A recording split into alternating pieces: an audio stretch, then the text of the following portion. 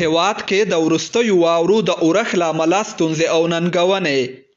پیښو ته د رسیدو په چارو کې د دولت وزارت وایي چې د وروستیو واورو اورېدو له امله د ځینو لویو لارو له تړل کېدو سره په دغو لویو لارو تګ راتګ ځنډېدلی دی. د دغه وزارت چارواکي وایي چې د هوا د سړېدو، سیلابونو، اورلګېدنو او ګاز نیونو له امله د مرغومې میاشتې له 20 راهیسې د هیواد په 24 ولایتونو کې 124 تنه مړه شوي دي.